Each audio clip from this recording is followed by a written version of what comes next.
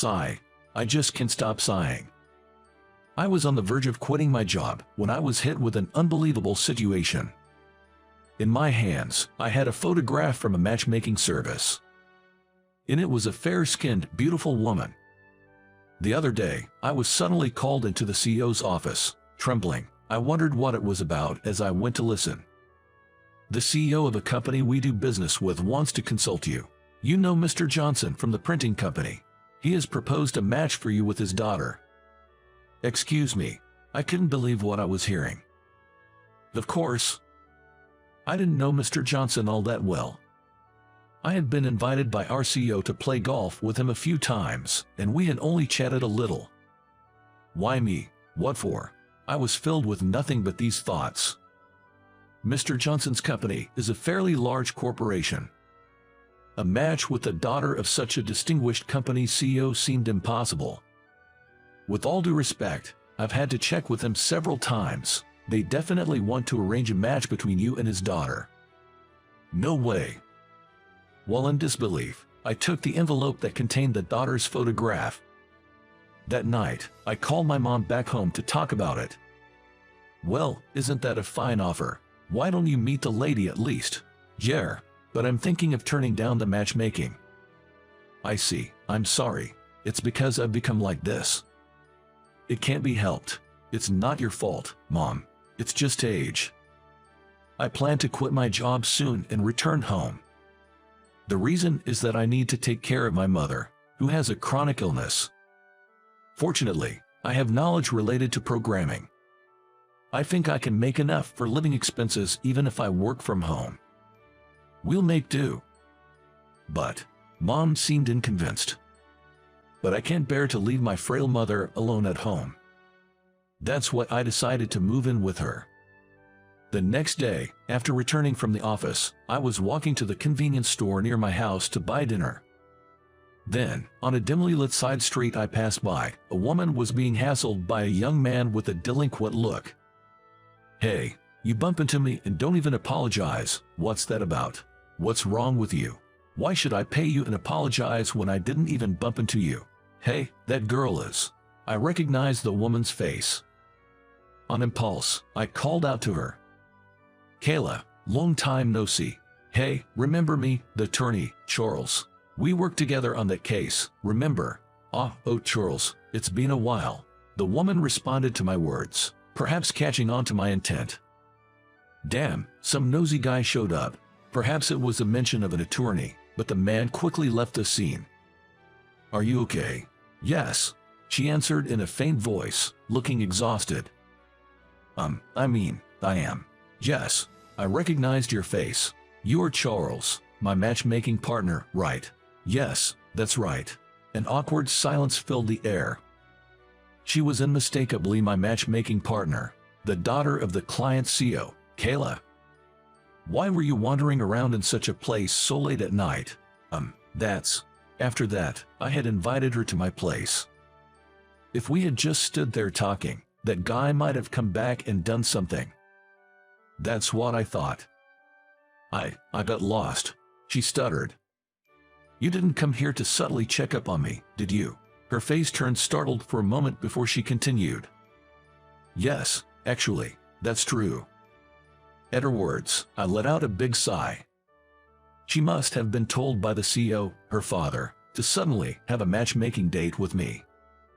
I understand being curious about a match arranged by your parents, but there's no need to come scouting out at this time of night. No, actually, I had a fight with my father about the matchmaking. Yes, a delicate air flowed between the two of us. If you don't like it, I think we could both go and turn it down. What do you think? No, I don't dislike the idea of matchmaking, but it seems like you're not keen on it. She looked down dejectedly. I let out a big sigh and told her that I had intended to decline the matchmaking and that I was planning to quit my job and return home soon. What? Quit your job? It's not that there's a problem with my current job. It's just that there's nothing I can do about it. I can't leave my sick mom alone any longer. I understand, she replied sadly to my words. I wonder what she's curious about, having only met me today. Even if it was the CEO's sole decision, It's not nice to just unilaterally call off a matchmaking, right? When I conveyed that, she said something unexpected. No, that's not it. I was actually looking forward to this matchmaking. But my father told me that you might not be interested, and I just couldn't sit still. So you came to check up on me. She nodded shyly, looking embarrassed. I was at a loss for words. I can start a relationship with her considering my future plans. And yet, this might hurt her feelings. I'm sorry. My father was being pushy. I'll tell him to call off the matchmaking from my side. No, but... She looked up with a sad face, and I was at a loss for words. Actually, this matchmaking, I pretty much asked my father for it. What? Don't you remember? We've met a long time ago. As she spoke, she took out her cell phone from her bag, but then she looked at the time and said, "Oh, it's so late. I really must go home now. Can I call a taxi? It's rude of me to be here at your place at this hour, and I'm sorry for any trouble I've caused." Sure. After that, a taxi arrived quickly, and she went home. Still, she said something strange. Where have we met before? To be honest, I only knew her from the matchmaking photo. Looking at her picture again, I was thinking with my mind racing. I just don't recognize that face. No matter how much I looked at her face, I couldn't remember. Then, my eyes landed on her ears in the photo. She was wearing cute earrings. Oh, I remembered something. But that was over 20 years ago. Could she be the girl from back then? As unlikely as it seemed, I decided to accept the matchmaking and verify it for myself. On the day of the date, when she arrived at the appointed upscale restaurant, I caught my breath at the sight of her. She was fitting for a CEO's daughter, with her fair skin and a gentle appearance. "I can't believe you agreed to come." She blushed slightly and smiled happily. "There's something I wanted to check with you. You're Kay, right? You finally remembered." Her face lit up with a smile. She was indeed Kay, my childhood friend. It's hard to believe. We haven't seen each other in over 20 years, right? Yes. Back in the day, she used to live near my family home. Her parents were often busy with work, and the neighborhood ladies and my mom looked after her. She ate at my house several times. Looking through photos my dad took, I saw you in one from when we went golfing, and I recognized you right away, but my dad didn't notice at all. When I told him that man was definitely Charles, he seemed to remember the past. I had been deceived by someone I was dating with the intention of marriage, and I had become distrustful of men for a while. But seeing that photo made me want to see you again, and I half-jokingly said that maybe I could marry you. I see. So your dad took it seriously then. She gave a wry smile.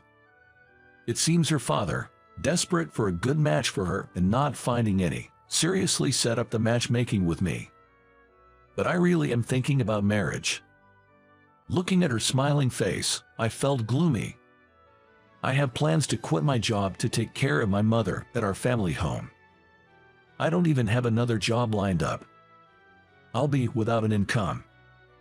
If I were a father, I wouldn't allow my daughter to marry a man in such a situation. I will take good care of your mother, so can't we invite her here to stay with us? What? To have you take care of my mother right after getting married? I owe her since I was little. She took care of me. I would like to return the favor," she said, bowing her head. "Please, let's continue our relationship. I've been troubled for so long, not meeting the right person. If I miss this connection with you, I feel like I'll never meet someone good for the rest of my life." Kayla, looking at her bowed head, I was speechless. The thought of her being chased by the duty of caring for my mother right after marriage pained my heart. "But I can't let you go through such hardships. I'll be fine. Let's invite your mother here and live together, the three of us." "Are you serious?" I was overwhelmed by her statement. "I'm not young anymore. I'm ready for that level of commitment." Her determination seemed firm. But what would Mr. Johnson think? A daughter going off to marriage, only to spend her days immersed in caregiving at her new home. Knowing this before the marriage, could a parent happily send off their daughter? Seeing my troubled face, she said, Is caregiving really such an unpleasant thing? Her question caught me off guard. My father will one day need care too, and someday I will as well. I think it's just part of life. Kayla's words struck me like a blow to the back of my head. That's true, but caring for someone else's parent is harder than you might imagine.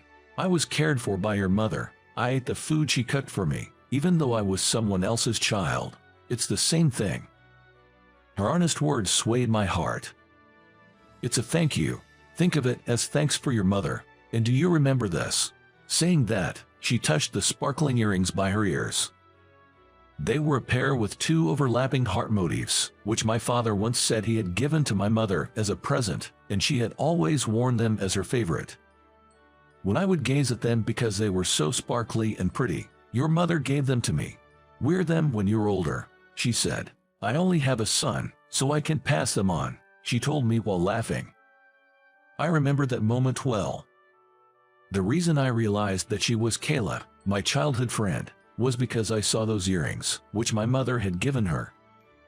I understand, let's consider it, taking my mother's opinion into account as well. Really, thank you so much. And that's how Kayla and I began dating. Both the CEO and my mother said the same thing, that they could finally relax knowing their child found a good person. It reminded me that all parents feel the same about their children. When I told my mother about living together with Kayla, she hesitated at first, saying she didn't want to interfere with the young couple and even suggested moving into a nursing home. But Kayla insisted that we should live together, and eventually, my mother agreed. And so, our life together as 3 began. Kayla has been taking great care of everything, from household chores to accompanying my mother to the hospital. I can only feel gratitude towards her. My mother seems so happy to have a companion. She smiles much more now than when she was living alone. Hey, what kind of design do you think would be good for a wedding ring? Well, maybe we should ask my mother too. Yes, let's talk about it during dinner. The conversation for tonight's dinner was set to be about the wedding rings. Next month, we're having our wedding. I can already imagine Kayla's father crying at the ceremony.